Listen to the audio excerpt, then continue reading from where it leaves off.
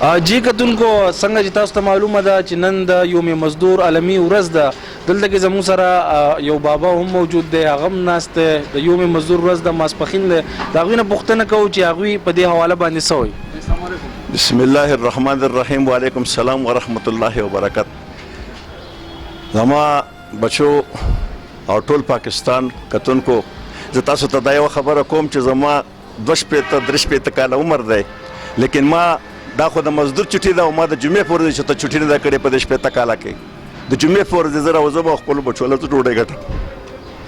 دغه کلونجي خرڅوم کله څه لیکن موږ داسې په مړه خېټه باندې ډوډۍ هم نه خورو خو د جړا مقام دی دا دومره مهنګایي ته وګوره دې دومره دغه ته وګوره او زه په دې سپینه ګیره باندې چې کم دی نه ما دا خو لا د مزدور چټي ده او ما د جمعې په ورځ چې ته چټي نه ده کړې د اختر په ورځ مې صرف یوه ورځ چټي کړې ده او بیا په دویمه ورځ کار ته راغلی یم کار کوم دغه غوټې والم او زه به زه له خپلو بچو له ډوډۍ پیدا کوم نو الله پاک ته چې کوم دی نو ستاسو د ټولو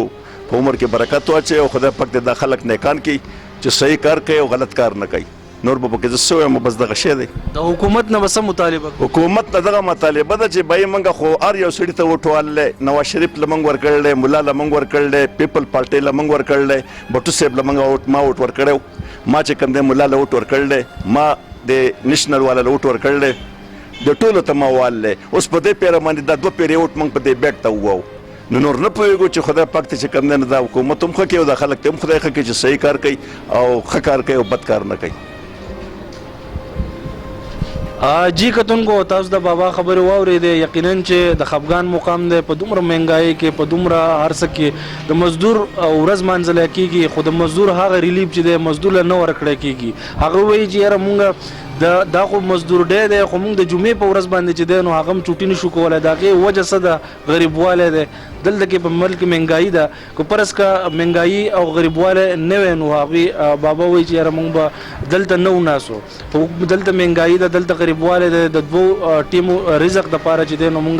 د یومي مزدور نه چې د جمعې په ورځ باندې هم چوټي نه کوو او هغوی د حکومت نه دا مطالبه هم کړې چې یاره مونږ هر یو سیاسي پارټۍ چې د هغه وز میلې خو په هر سیاسي پارټۍ کې هغه ځای دا چې دی راونه خطو پی ټي آی حکومت نه هم د هغوی دغه اپیل وکړو چې یاره فرض که د عوامو دپاره د غریبانانو دپاره پکار و چې د یومي مزدور په حواله باندې څه هغوی عملي اقدامات کړی